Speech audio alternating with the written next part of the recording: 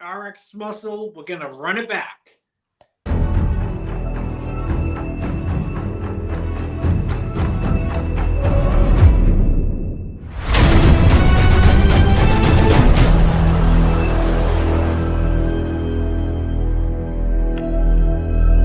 I created Species Nutrition with one mission in mind: to provide bodybuilders and serious athletes with no-nonsense supplements that work.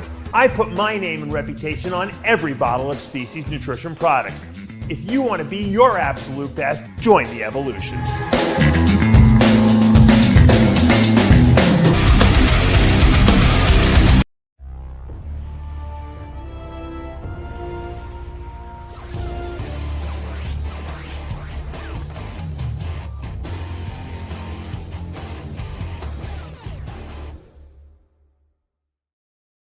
And we're back, guys, for another installment of Heavy Muscle Radio. We're live. I'm Dave Palumbo, joined by the technician, Chris Aceto. We are less than 4 weeks out now from the 2025 Arnold Classic. And things are heating up now, Chris, because I just saw that Derek Lunsford was out in Long Island at Steve Weinberger's gym with Jay Cutler doing a seminar, and I heard from my little spies over there at Bev's that Derek is looking very, very dangerous. Let's do a commercial break for the Fiberlize on your desk, Dave. Best product. Best product. It is.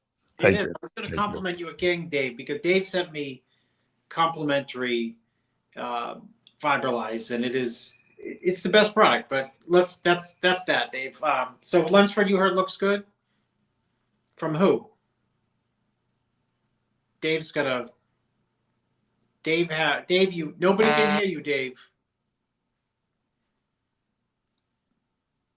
Can't hear you, Dave. I don't even think Dave knows he's on the show. Keep talking. I'm trying to fix my camera. Yeah.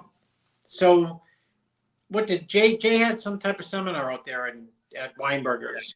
Talk a little bit about Derek, because I'm just fixing my camera, but I heard that he was looking shredded, full, veiny, and very dangerous. Who told you that? I don't know if I should give up my source. No. I mean, anyone. I mean, I think Sid was there. Sid was actually in the gym. He actually saw him. Oh, really? Yeah. I think that was Derek's first time out there to Weinberger's, if you can believe it. I think. Oh, it was? Wow. I think so. No, it couldn't have been his first time out there. Yeah, you don't think Hani brought him out there a couple times? I don't know. I don't think he's been out there. But no, he looks good. It's a month. I mean, who's not going to look good a month out? Well, I mean, the guy's won the Olympia before, so I mean, he knows what he's doing. So I don't know what's going on with my thing here. But it's a month out, and it's before you blink, it's going to be here. I haven't even. Have you, Dave? Have you got your tickets and your, the plane tickets and the hotel? And oh my gosh, I got to write that down to do. I haven't. If anyone knows a super cheap plan, I just want a studio. Keep talking. So yeah, we're a month out. Lunsford looks good. Of course, the headliner, Mr. Olympia going into the Arnold.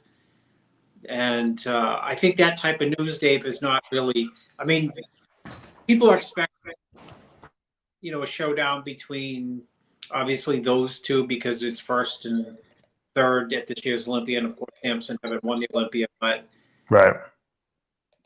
I think the real excitement's going to hit people like 2 and 3 days out, when fans realize, well, I get to go to the Arnold Classic, and we're going to have two guys in it who've won the Olympia 2 out of the last 3 years. Minus Hadi, it's the two Mr. Olympias, the current Olympia and the Olympia winner from 2 years ago. Yeah. I think the reason why this Arnold is going to be so exciting is because, number one, Derek is at his best, obviously, or he's on his way to being his best. He obviously was upset losing the Olympia. I don't blame him. What reigning Mr. Olympia wants to lose the Olympia? And he's getting a chance to get redemption against the guy who beat him, which is even better, right? Because, usually you have to wait a whole year. he doesn't have to wait a year. You know what, Mr. Olympia jumps into the Arnold. You know, Samson is probably one of the few guys who's not afraid to compete multiple times a year. He's raking in a lot of money. He's smart. And so Derek's got the chance to, you know, redeem himself. And then we see these pictures of Samson online, and he's looking like a super freak. I mean, every time I see him, the guy gets bigger. He really reminds me of like what Coleman was. I'm not saying he has a physique like Coleman's. He's doing what is doing to his physique. He's improving like Coleman was improving those first couple of years, you know, leading up to the Olympia, and then when he won the Olympia. So we have two guys that are still young and that are making improvements by leaps and bounds, and they're facing off, you know, a whole half a year before the Olympia. And we've never seen this in the history. You know, imagine if we would have seen Jay and Ronnie at the Arnold after the Olympia. That's what I mean about the excitement. I think Yeah. I mean, like bodybuilding fans in general are, you know, pumped up for the show, but I think it's really going to come to a tipping point, you know, like 4 days out, and just, you know, that this is going to happen, and, you know, that Mr. Olympia is doing the Arnold, and not only is Samson Mr. Olympia, but keep in mind he beat the previous two Mr. Olympias in that lineup. So, I mean, Derek won 2 years ago, Hardy last year, or was it Hardy won 2 years ago, then Derek, and then now you have Samson beating them both. And rather than sitting it out and waiting for the year to, you know, go by and defend his title, here he is putting it on the line, competing at the Arnold. Well, and look, I have to say, when you're right, you're right. I always have to say when Chris is right, you got to give him credit. You said if they put the money up, the guys will show up, and you were right. Arnold, you know, is giving away what, $500,000 this year, and Samson said, "Man, I just won the Olympia, and I just won 600. I can win another 500,000. That's that's $1 million within less than a year's time. I mean, how could you turn that down? He's the best bodybuilder on the planet right now, according to, you know, what happened at the Olympia." And I'm sure that's one of the reasons Derek jumped in. I mean, yeah, you want to beat the guy who beat you at the Olympia, but it's not a bad paycheck, $500,000 either. And I'm sure that's one of the reasons we see Andrew Jacked in this lineup. You know, well, you probably wouldn't see. I mean, this lineup would not be the lineup if the prize money was what it was 3 years ago. Period. Right. Yeah.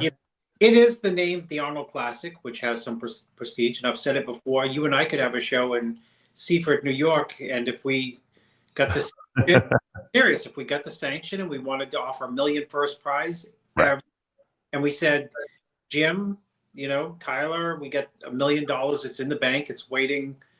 You know, we just need the athletes to show up. Every single athlete would show up. Yeah. I'm sure if someone came up to Steve Weinberger, and I'm sure he'd love to hear, you know, if anyone out there wants to do it, if like some Middle Eastern guy said, "Hey, Steve, I'm going to give you, I'm going to hand you $2 million to give away prize money at the show. If you give away $1 million first place," you don't think Steve would do it? Of course he'd do it. Everyone wants to put that money out there because you know you're going to get the best lineup if you do that. I mean, how many chances does a bodybuilder in his lifetime get to make $500,000 in one night?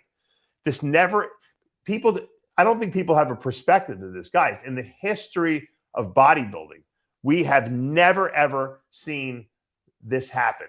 From Arnold's day to today, this year or last year and this year are the first years we've ever seen this kind of money being given away for first place. And it's changed the whole landscape of bodybuilding. You're going to see a lot of really good guys coming into bodybuilding now who are going to say, "Man, I can make a really good living." If you're going to see more Livronis that are like guys that play football and they're going to say, "You should go in bodybuilding." You know what? You're going to be you might be the lowest level, NFL guy, but you could be Mr. Olympia with that physique you got. And guess what? You can make $1 million, winning the Mr. Olympia. You're going to have guys doing that. You don't have to get your head knocked off on a football field. You kind of, you can train and eat and do your thing and show up and make a couple $1 million a year. I think that the sport's going to grow tremendously from that. No, I agree with you. I think not only will the sport grow, but you're going to see more people, really good physiques, competing more frequently because, how do you pass up the Pittsburgh? How do you pass it up if you're, you know, a really good bodybuilder who places top 5 at the Olympia? I mean, it's good money, and it's the first year they're having it. And they're giving away a ton of money. I see He banner has rates. Pro, which has got the last couple of years good money. I mean, how do you pass up Dubai? Right. Bader's giving away 130 grand this year, I think, for first place. 70 for, I think, the Classic guy. It's a lot of money. Yeah, it's 70,000 is, yeah. Maybe you should send Grego over there to do that show. One day at a time. Do you guys have a game plan with Grego for qualifying this year? No, well, he's doing the Arnold. Oh yeah, but what's the chances of him winning? You know, are going to be tough. Obviously, it's a tough show. If he doesn't win there, what would he do after that? I don't know. You don't think past that show. Dubai's 140 for the Open, 70 for the Classic, 50 for men's physique, and 40 for 212. You know, I was looking at this when Bader posted this, and I said, you know what? I might, you know, I guess it's always good to have multiple divisions, but I would have liked to see Bader hold just the men's Open and put all the money into one, you know, let it ride on one division, you know. Give 250 for the, you know, for the men's Open. Well, then we'd be crying on this show. Why doesn't Bader support the 212 and the? I wouldn't. I think that you know what? Look, Lee Priest has a very good point when Lee Priest says these 212 guys should not be afraid to compete in the Open. You know what I mean? If you want to stay in 212, fine, but if you're really good, you should be going into the Open. You know, there's really no need for a 212. Same thing with these Classic guys. You know what? If you want to make the big money, go into the Open class if you have the genetics to do it. Okay. And I think that by giving more money and having more Open shows with a lot of money, rather than trying to water it down into 4 different divisions, I think you're going to get more people gunning for the Open division. If you start bringing up the other divisions, you know, with prize money, and you don't let the Open grow as much, I think that you're not going to get the best talent in the Open. And look, being a bodybuilding fan, I want to see the best talent in the history of the sport in that Open division. And I think a lot of those guys could come from Classic if they would say to themselves, you know what? There's a lot more money in Open. I got the structure. I can build the muscle. Mm-hmm. I'm young still. I'm going to go into the Open class because I want to make all that money. If they don't do that, and if the Classic division comes up in prize money, which I don't see it coming up to the Open, but if it did, you'd have guys just staying in the Classic division because they're like, well, I might as well stay here. I mean, the same money, you know. Well, so, you know, the Classic money right now is technically it's not great. It's nothing to sneeze at, seeing that it's only been around for how many years now? Right. But there's only so much money you can put it, you know, that sponsors are going to give you for these shows. Now, in the Middle East, they have the Dubai, you know, tourism board giving them money. So that's, he can get more money, you know, but when Steve holds a show or Tyler and Jim hold a show in Pittsburgh, they got to get sponsors to give them that money. They're not going to take it out of their pocket and give it to people. So it's a little harder, you know, to raise the prize money. Arnold is an anomaly because Arnold has a lot of relationships with people, and that expo is so huge that they can pull the money from there. You know, Jake Wood is just happens to be a lover of bodybuilding, and he supports that. I don't even know if the sponsors are even making it, you know, worth, you know, him raising the prize money. I think he's doing that on his own volition, out of his own pocketbook, you know, but there are very few Jake Woods out there. So, you know, I commend him for what he did, but at the end of the day, you know, the money's got to be there. So the question is, you know, yeah, for the Olympia, you need all the divisions, but if I'm holding a show in Dubai, you know, or Qatar or, you know, Saudi Arabia, I might just put it all into one kitty and say, let's put up the most prize money we possibly can for the men's Open division. But that's my thoughts. I don't know what's your thoughts on that? Everything takes time, and you know, at the end of the day, the sport has taken a big step in the right direction by increasing the prize money to all divisions, and you know, the one that's carried the sport from, you know, 60 years or whatever, men's Open. I mean, it's only fitting that men's Open bodybuilding has the higher or disproportionate amount of, you know, prize money, because all the other divisions without men's bodybuilding wouldn't even be here. Right. What did you see that picture of maybe Sid? Can you pull up that picture of the they had I guess a female to male trans person who competed in classic physique. I don't know where the show was, but they had her on stage and she had like, I guess she hadn't gotten her gyno surgery removed yet. And she had like some, I guess, nipple covers on her thing. And people were like outraged by it. You know, I think that, and I want your opinion in a second, but I'm just going to give you my quick opinion. Women who compete in, you know, men's sports obviously are not going to have an advantage in like, you know, running and stuff. But when men go to women's sports, it's unfair, obviously, and I'm totally in agreement with that. In physique competitions, bless you. In physique competitions, I'm not so against it because I don't think there's a real advantage for men competing against women and women competing against men because let's face it, you know, it's a physique competition. They're not wrestling, they're not fighting, they're not running. What do you think about this? You see the picture here? This is the woman to male, you know, trans. I think there's nothing wrong with her doing classic. I'd like to see her get some gyno surgery removed before she goes on stage. But other than that, I don't have a problem with it. Do you? Or is that? It's a female it's someone who used to be a female. Right.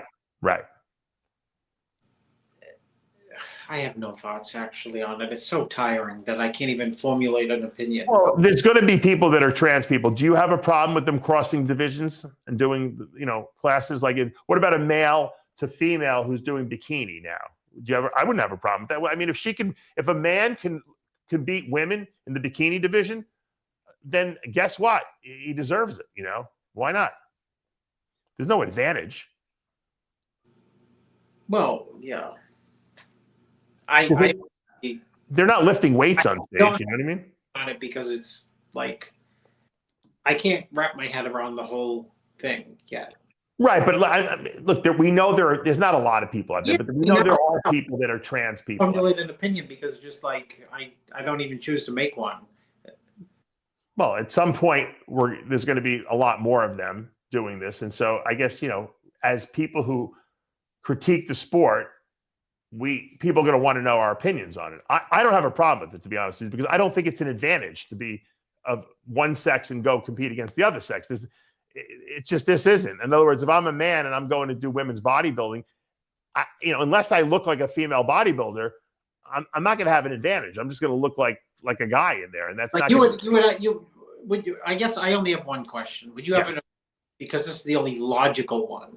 Okay. Would you have an issue with a man becoming a woman and competing in women's bodybuilding? No, I don't have a problem with that. In powerlifting, I'd have a problem with it because they're actually lifting weights, and so there's a physical advantage. Then that rules out. Then do you believe there's any advantage that a man has who transitions to a woman that he has female bodybuilding? I don't think he does, because I don't even think a man's physique looks like a woman bodybuilding physique. So I think that it wouldn't help them, because I think the judges would be like, it could. It looks like a guy. There's been women who won. There's been men who won beauty pageants as female. And I don't have a problem with that. I think if a man could look more beautiful than a woman on stage, and then so be it. I think that's a fair comparison because it's not a physical. There's no physical, race or strength aspect. So if there's an advantage, there's no advantage to a man becoming a woman. There's no inbred, or whatever you want to call it, advantage to John Smith becoming Jane Smith and competing against a slew of other female bodybuilders in a bodybuilding competition. I don't think so. I mean, what do you think that so why is there an advantage in any other sport? Swimming. Because swimming, you're competing in a physical sense against that other woman. In other words, who's faster? And men have an advantage. Because in bodybuilding, it's a beauty pageant. There's no physical aspect of it that, hey, I'm going to be stronger than you, faster than you, better than you. It's, if you want to be a man, you're going to have to look prettier than a woman. And if you can look prettier than a woman, then you did your job. Only bodybuilding. So only physique competitions, yeah. Bodybuilding. So there's no advantage that John Smith has when he becomes Jane Smith competing against a bunch of female bodybuilders? I don't think so, because like I said, I don't think that the male will have a female looking physique. And I think that remember, there's a level of femininity. Well, if they can have a female looking physique when they become, that's why I said men have won women's beauty pageants. We're looking for Marilyn Monroe looking bodies, not, ripped and shredded type physiques. Right.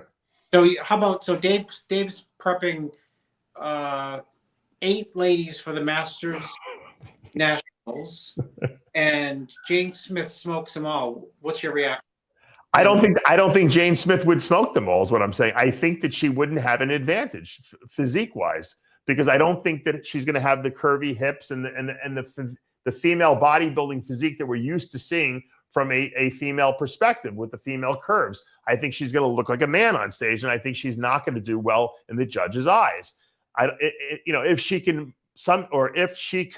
somehow mold her physique into looking like a female's physique on stage, then so be it. That's great. But I think she's going to have a disadvantage. And the reason why she really doesn't have an advantage is because female bodybuilders take steroids. We know that. So they're kind of on a level playing field. That was my next question. Yeah. My next question. So how manly does the female bodybuilder become? It's just, you get it. No, in other words, it's what we perceive on stage, right? Judges always say, we judge what's up there, what we see. So if you see someone that fits into the class, whether they come from they're males and they've gone to women, or they're women that have gone to men, and they fit and they look better than everyone else out there, then they should win, because it's a physique competition. It's like I said, you're trying to mold your look to look a certain way that the judges prefer. We know female bodybuilders can get striated glutes, so there's no disadvantage putting a man there who's going to say, well, he can get striated glutes more easily. Well, we know the women get them too, so there's no disadvantage. If anything, women's legs look a lot different than men's legs on stage. So for a man to make his legs look like a woman's legs on stage, it's going to be very hard. And so I don't see an advantage. I think where you might see it more is in these like fit model, bikini divisions, wellness maybe. I don't know, probably not wellness, because the men's legs don't look like women. So I think in these like bikini divisions, you might see transition people going in there. And you got to remember, a lot of these men that transition to women, they don't want the mask. They want to get rid of the androgenic, effects of their body. And so they're not going to be taking tons of drugs, because that's going to make them look more masculine. And most of these women that transition want to look more feminine. So I don't see a problem in the physique world with having transition people. Powerlifting, different story. But that's my opinion. Like, do you think that girl that Sid put up there had an advantage over, or had a disadvantage because she was a female? I thought she had a really good physique. I think she fit into classic, and she matched up. The only thing I didn't like is, look, if you're a female and you're going to compete in the men's division with no shirt on, you got to get your gynecomastia removed. You got to get the breasts removed. If you don't do that, it's not aesthetic. It's breasts, right? Yeah, she has breasts. You can see them here. That's the only thing that, if she didn't have breasts, no one would even know, probably. Why are you calling it gyno like she took too much? Like someone. Well, if you're a man, then we call it gyno. If you're a woman, it's breasts. So now she's calling herself a man. We have to call it gyno. We have to change it. Oh, that's why I can't comment. It's too much. It's blowing your brain. Yeah. What place did he get? I don't know. Sid, what place was she? Yes, John. I'm fine with it. If a man can pull off Miss America, then I'm okay with it. If these judges are judging the Miss America and they're picking the man just to make a statement, I'm against that. So if it's a legitimate win, then fine. If it's not, I don't like it.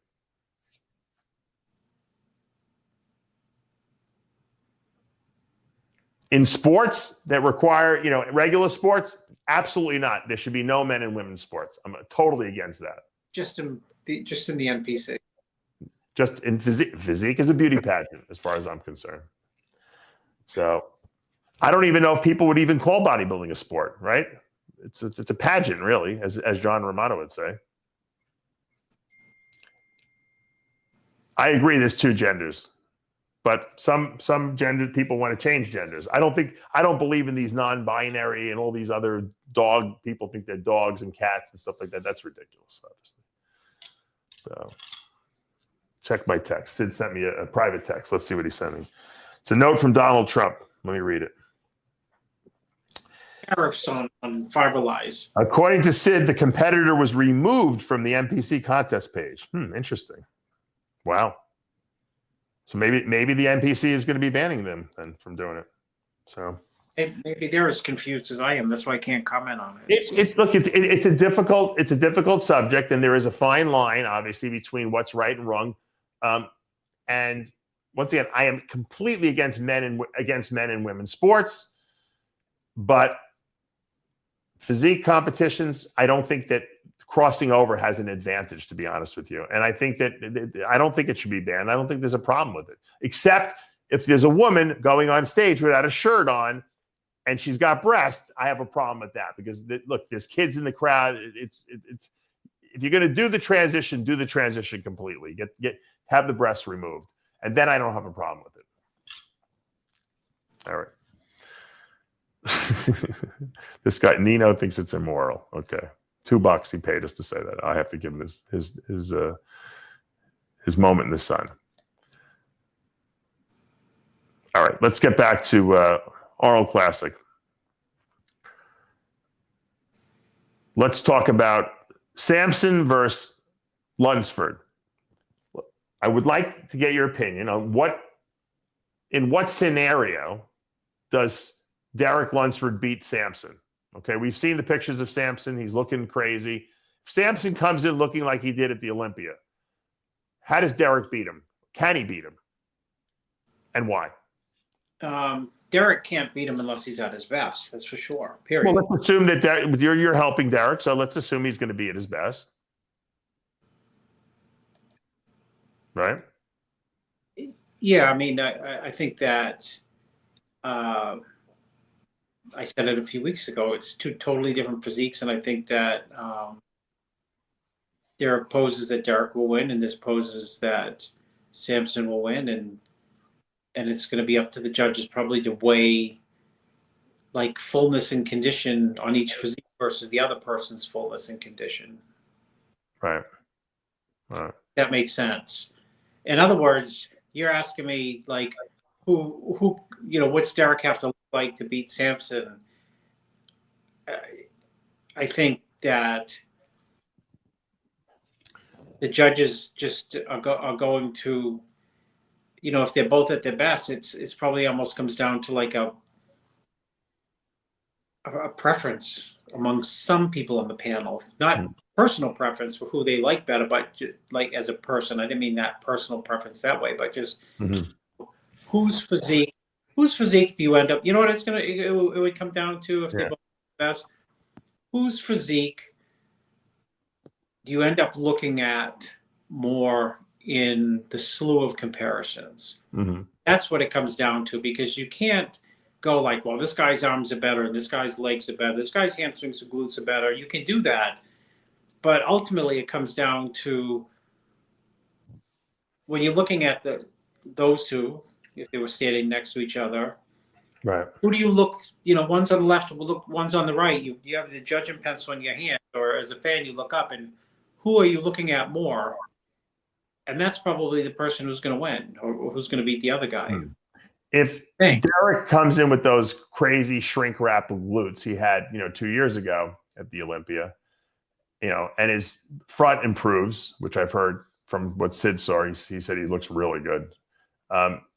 Is that his ability to get into that insane conditioning, that's kind of similar to what we saw from Hadi last year? Will that be a look that will eclipse a Samson who's maybe not quite as hard from behind? That's the question. And obviously it might be hard for you to answer that, because until we see them standing next to each other, we won't really know what looks better, right? Yeah, exactly.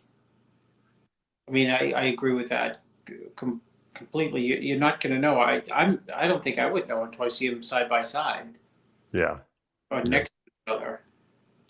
It's a hard thing to speculate, and then we bring in like an Andrew Jacked, who is an anomaly. You know, we don't know what we're going to get from him. Obviously, you and I were talking about him before the show. You said that, you know, the guy is just, his physique changes so fast. He's kind of like a Levroni physique. You know, he starts dieting and all of a sudden, boom, everything changes. So, I mean, this guy is the guy who can stand next to Samson size-wise. He's taller than Samson. He's wider than Samson.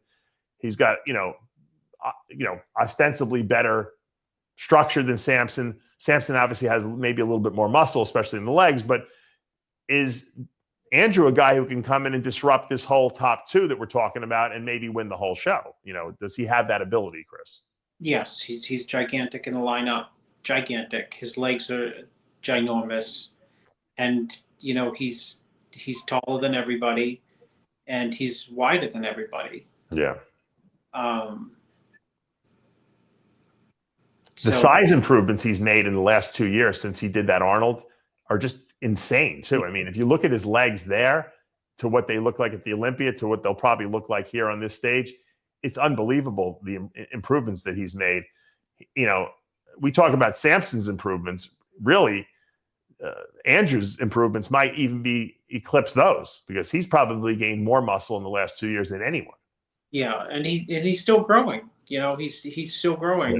Yeah. His body is extremely fresh, and again, it comes down to seeing these guys really on stage because they're. I mean, I've seen the Samson pictures. He looks nuts, and you know, he looks gigantic, and he is gigantic, and he's coming into his or not coming into his own. He won the Olympia. He came into his own, and I think it comes down to like comparing and contrasting each person's strengths because, you know, I mean, it's not a slam dunk for anyone. I don't think any of these shows are slam dunks for anyone. I've said that, and you know, the Olympia was supposed to be a slam dunk for Hardy, and it wasn't. You know, so you don't know until people get on stage. Yeah. I don't think people expected to see Hardy looking like he did last year when he won the Arnold. I mean, he was insane. Speculate like crazy. You can build people up like crazy. You can, you know, say, what if this guy had the glutes from this year with the fullness of that year? Right. And, you know, I've seen photos of this guy running into the show and zero of it matters. I mean, Wesley Vissers, who's the, you know, favorite to win this show, who beat Ramon last year, you know, crashed to 7th at the Olympia. Right. I mean, and it's what's so bizarre is like everything we heard running up to the Olympia was it's him and Bumstead. Right. And he wasn't second. He wasn't third. He wasn't fourth. He wasn't fifth. He wasn't even sixth. He was 7th. That doesn't mean that he can't rebound and, you know, come in and win this show because he can. But the speculation is like mind-numbing because all that matters is the way people show up on that stage that day to, you know, and the way they look. Yeah. I can't leave out Carlos Thomas Jr. too as a dark horse in this lineup because we know this guy is crazy dangerous. He's got more than enough muscle to stand with all these three guys we just spoke about. You know, it's always been a conditioning issue with him. Is he going to bring the conditioning and the fullness he needs in with that level of muscularity? Because this guy could be a spoiler too in this lineup. We have a lot of heavy hitters in this lineup. You know, how does Carlos Thomas, in your mind, at his best, stack up with these three guys? Are they ahead of him at this point, or is this? Can he knock off? Honestly, he looks as good as anyone. You know, at least from those couple snippets that I've seen of him with that black, like that gym, whatever it is, of the poster. Yeah. He looks fantastic. So,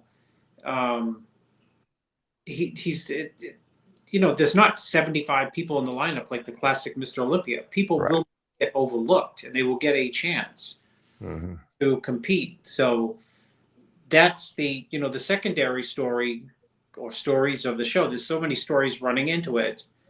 You know, there's the Andrew, you know, people we just talked about, Lunsford, Samson, but you got Carlos, and he's as good as anyone.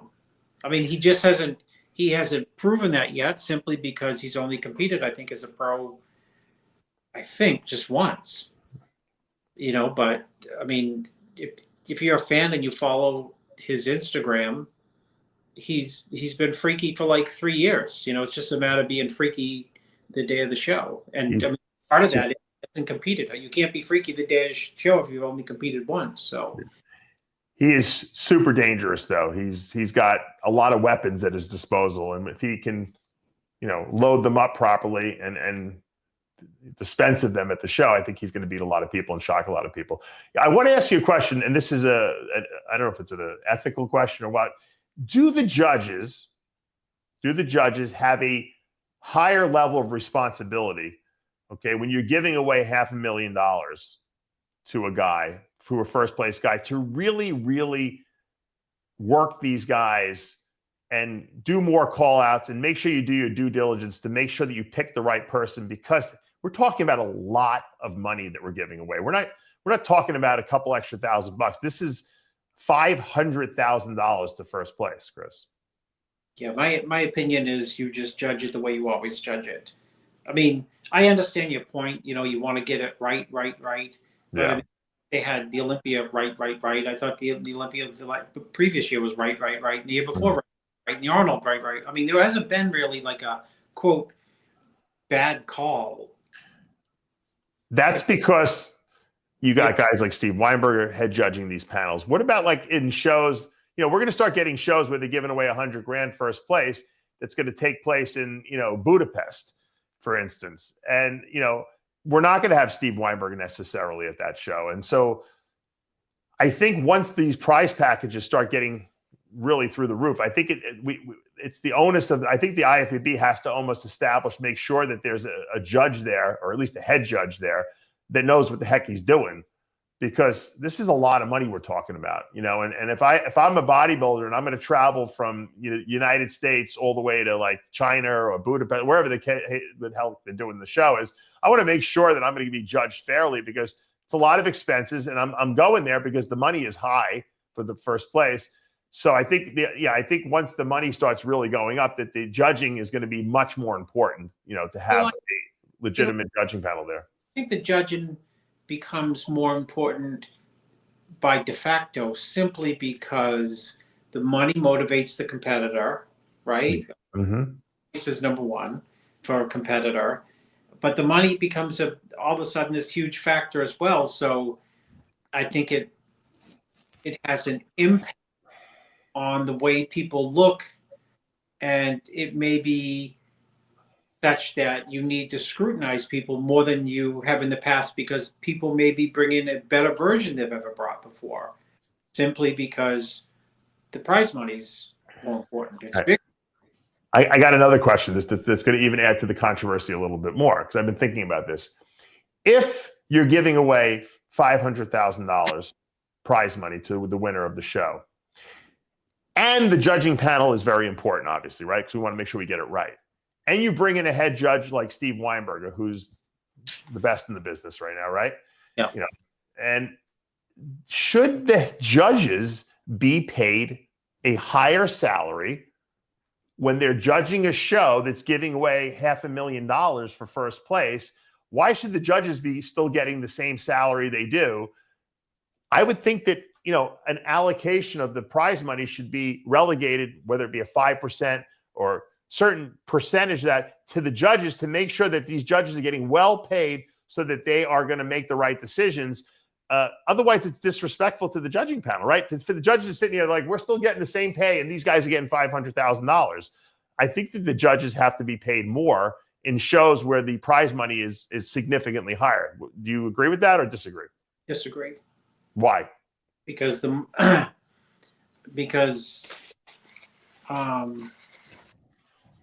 the sake don't charge a lot of money.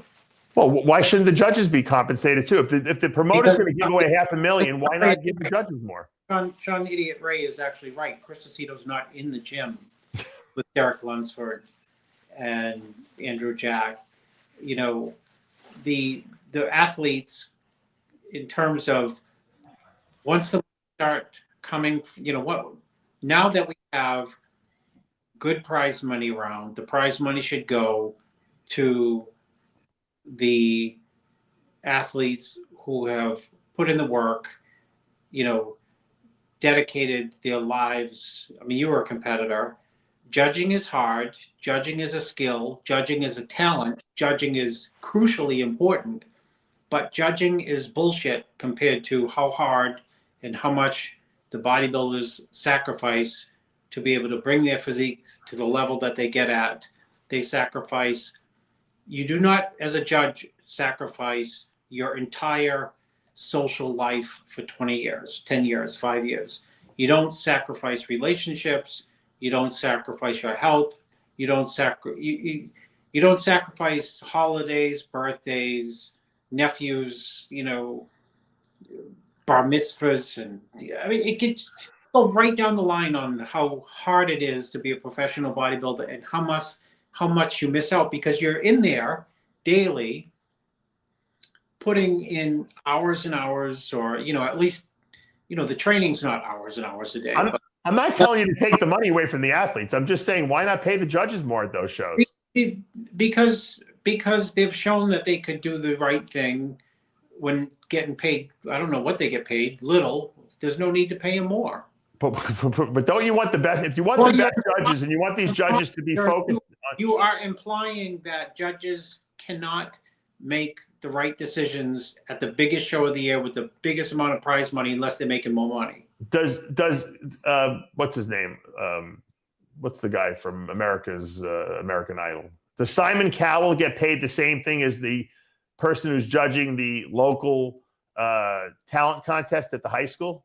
Without Simon Cowell, you would not have that damn show and be able to see that talent. You would without a guy like Steve Weinberger judging these shows, with the level of professionalism and the fact that they get it right almost every single time, you might have decisions that we can't deal with. We're like, what the hell is this guy looking at? So I think that there should be compensation to the judging. I'm not saying they should get $500,000. I'm like, how about boost their salary, 15, 20%, what they get. If the entire judging panel from the Olympia and the Arnold retired tomorrow, the show would continue to go on. Of course it would, but that doesn't mean you shouldn't respect them and pay them more at a show that's giving away $500,000 to first place. I don't think that. I mean, are they not being paid? I don't know. I don't know the dynamic. I don't think they're getting paid any more than they would if they were doing the Mr. Detroit Classic, IFBB Classic. I'm just saying, for the bigger shows that are giving away a lot more money, why not compensate everyone a little bit? Well, because there's no more new work to judge the Arnold this year than it doesn't matter. There's no more new work to compete at the Arnold versus the Mr. Illinois. But yeah, you still want, if the prize money's higher, then there's obviously the money there. There's no more, if you want to rebut that, there's no more new work for the judges to judge this Arnold lineup than 4 years ago Arnold's lineup with crap money. Well, then why raise the prize money at all? I'm confused and not convinced that the judges need to get paid more to be able to do the job that they're already done. They don't need to get paid more to do the job, but I'm saying it would be a respect thing. Why not earmark a certain percentage of the prize money, the total package, to pay the judges? Because nothing should come out. You're going to get better judging. Because the answer is this. You asked me the question. Nothing should come out of the prize money. No tariffs on the prize money, dude. No tariffs. So what about if there's a show in China? Should Jim Manion charge a tariff? I think that's not to say. Like I said, Dave, judging is like a. I can judge like the top 5 of one division, and that after that, like if I wrote my placings down, people would say, "Oh my God, good thing Chris is not a judge. You get the top 5 right, like the judges, and after that, he's all over the place." It's hard.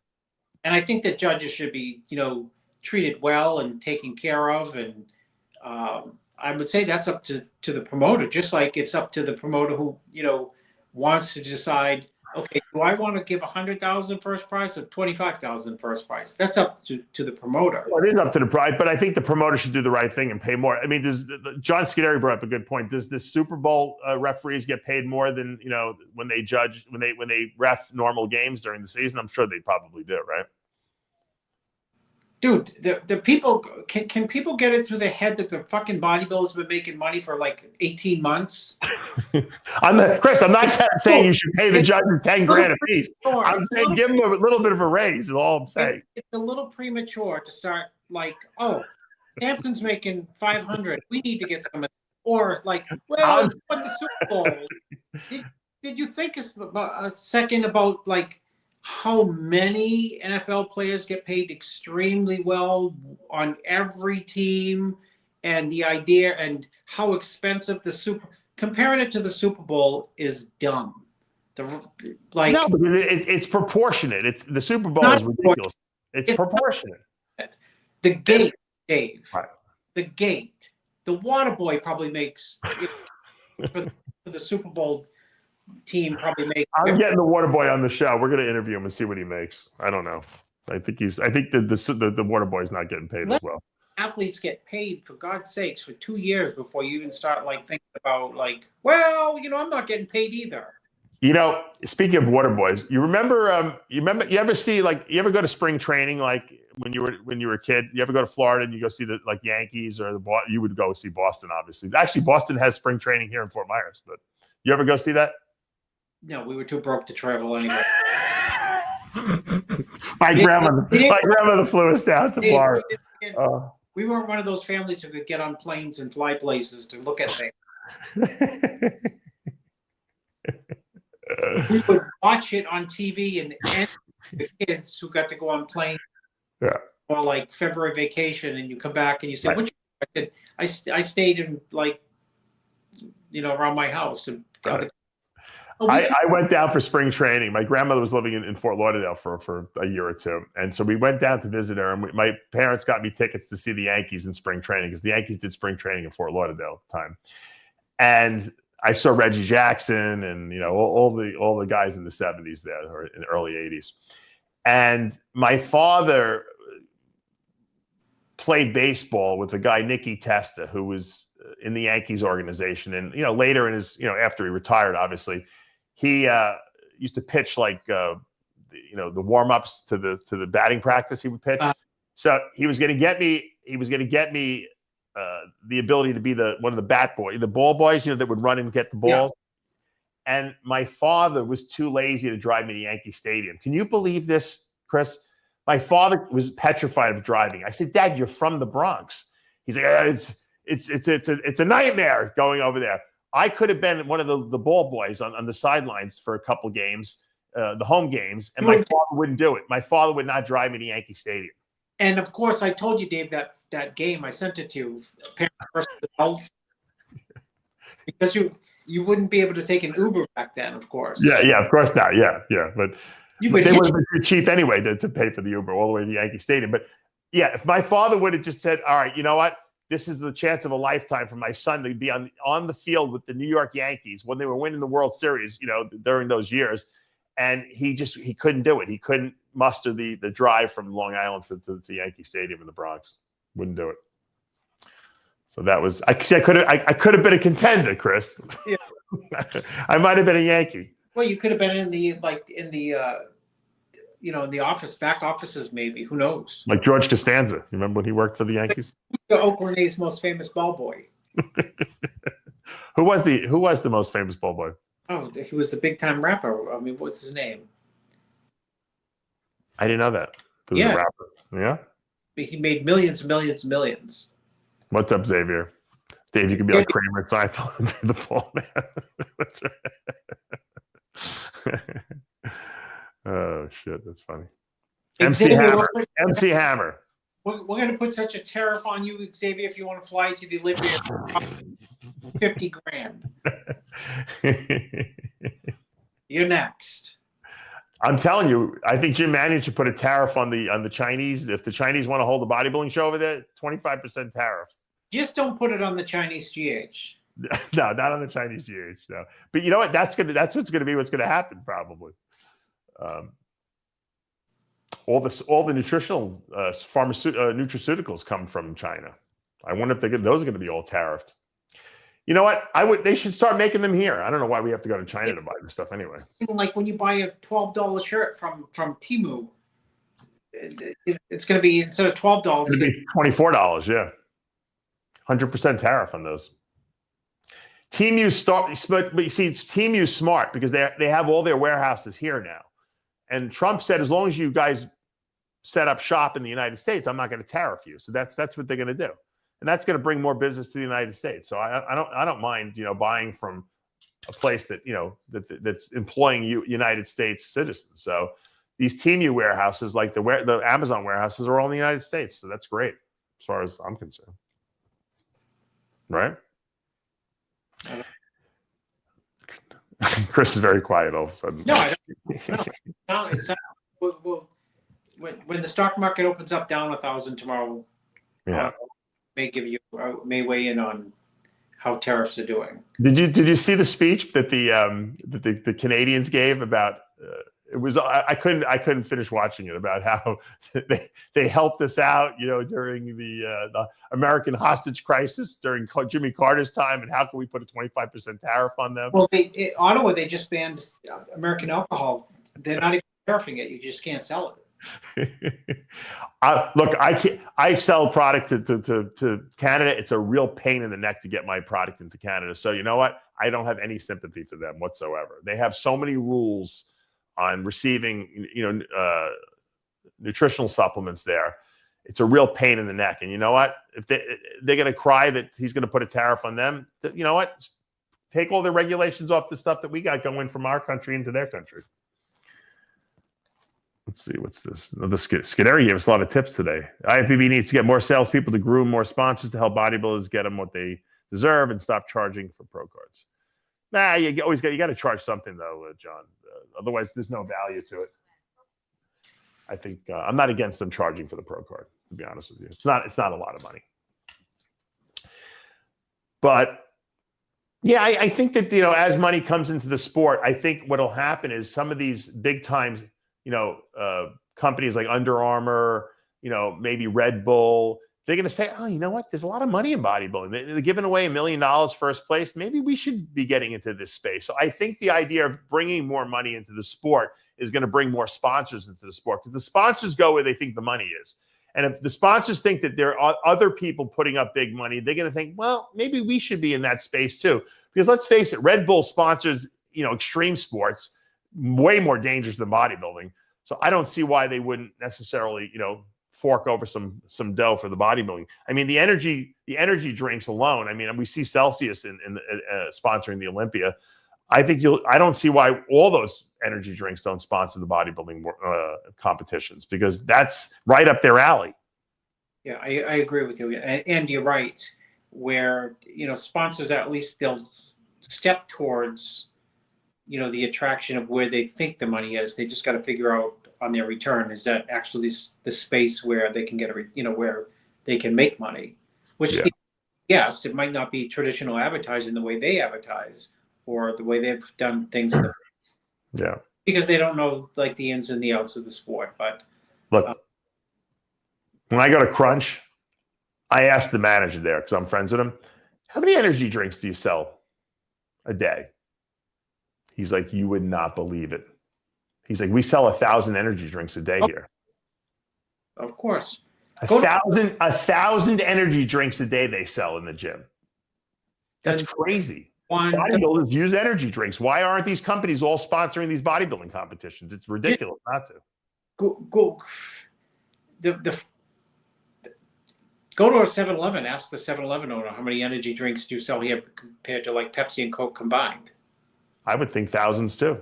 Yeah, but it's just more they sell more of those than they do Coke and Diet Pepsi. Yep. And you know what? The funny thing is, the reason why these companies like Coca-Cola. I was listening to Tony Robbins I was listening to a seminar with him, and he was like, Coca-Cola wants you. That's the number one sold drink in the world, right? Yeah. And they want it to be the drink that everyone drinks, like that. Anything that goes into your mouth will be Coca-Cola. And that's why they invested in water. their number one seller now for Coca-Cola is their water that they sell. And so they want people to be able to say everything that a person puts into their mouth to drink comes from Coca-Cola, whether it be a Diet Coke, a regular Coke, an energy drink, or a bottle of water.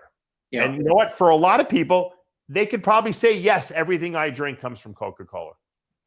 Isn't that incredible? Besides my coffee, everything, and well, you might make your coffee with a water from Coca-Cola, you know. Well, Dave. I used to put my here. If you dead serious, I just throw out a Coke. I'm gonna grab it out of the trash. Finish this. I believe it. It's the number one drink. Everyone, Dave, dead serious. I used to combine my coffee and Coke. Did you really? That sounds like an Italian thing, Chris. They put the wine and the soda together too, also, you know. Have you seen the coffee Coke? They have a coffee Coke. Oh, they do? I didn't even notice that. I think it was limited time. Maybe it didn't. But it tasted exactly like I've been mixing for years, coffee and Coke. Yeah, well, I got to thank whatchamacallit, Sid, Amon, and I think Umberto. They bought me this Ember mug. Have you seen Ember? Haven't seen it, Dave. It's a coffee mug. You got to get it. It's a coffee on Bush too. Thank you. And it's a coffee mug that sits on this little like thing, and it keeps your coffee warm, keeps it hot. And they embroidered it, but they didn't embroider. They had my name put on it, and they sent it out, but it took like 2 months to get to me. It was supposed to be a Christmas present. I got it today, and it's beautiful. Thank you guys. But you definitely need it. The way you drink coffee, you got to have it. You can have it right here, a little charging thing. It keeps it warm, and you have warm coffee all the time. Oh, I have a microwave in the office next to me because it has to be the perfect temperature. I know you like hot coffee. That's what I'm saying. If you keep this Ember, you get the Ember cup, it always is perfect temperature. You can actually set the temperature. The lady sued McDonald's for too hot coffee. I want to sue them temperature down. I want them to go back to the old temperature that would burn. You like it scalding, in other words, yeah. Trump drinks 12 Diet Cokes. He does. I read that somewhere. He drinks 12 Diet Cokes a day. That's funny.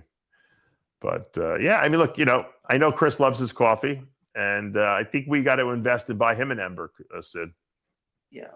I didn't even know what an Ember was. I didn't even know what Sid was talking about. I looked it up. I'm like, oh, this is cool, because I have my decaf coffee every morning. Dave, ask Sid what he thinks of Cooper Flagg. He's gonna be the next big billionaire. Dave, I drove Bangor, Maine over the weekend. Yeah. And I was texting someone about what I regularly text about, how crazy Cooper Flagg is. Yeah. And Maine is beyond rural. And then you just drive and drive and drive. And I'm driving 100 to Bangor, and there's not one car on the highway. Then I see the green sign on the side of 95 that says Newport, this exit. And I took a picture of or video of that exit because he came from a place where there is no basketball background per se, of level of competition is zero. He's 18. Cooper Flagg is the Chris Bumstead of basketball. He'll be a megastar. I agree. He's like a mix of LeBron and Larry Bird. Yeah, and it's unbelievable. You think he'll stay in college, or you think he's going to go to the pros? They're going to win the national championships this year. That's my prediction. Yeah. And of course, he's going to be number one. He's going to sign the biggest contract ever. And then he'll be MVP next year. Someone got so mad when I said he'll be MVP next year. And you know why I said that, Dave? Sid said he's gone after this year. Yeah. He's going to be MVP next year in the NBA because technically you're only as good as, when you're superstars, it doesn't matter who you're competing against. So he's a superstar, but you hone those skills when you're competing at a higher level. And the reason I took the video of this exit sign in Maine is he couldn't have been playing up to 16 years old he was playing against Maine kids. Isn't that crazy? Imagine playing against this guy in high school. Holy 2 years ago. 2 years ago, he was playing against. I know. kids where you can only play basketball 3 months out of the year because of the snow. Well, I'm sure they play inside somewhere, right? No, he used to shovel the driveway and play in the snow. Is that what he said? Oh, wow, that's great. That's dedication, right? Yeah. So it's mind numbing, just the where he came from. I thought you were going to say that you're doing Cooper Flagg's diet. I thought that was what you were going to come out with. No, I was trying to think of a hook my claws into him to do like a real estate investment trust. Yeah. I'm sure we'll hear from George. I am helping Cooper Flagg. We'll buy a hotel. And... Yeah. Can you imagine the signing bonus this guy's going to get when he signs in the NBA? Insane. Sid, what team do you think will sign him? You think the Lakers will grab him? Who's got the number one? Who's got the draft pick, Sid?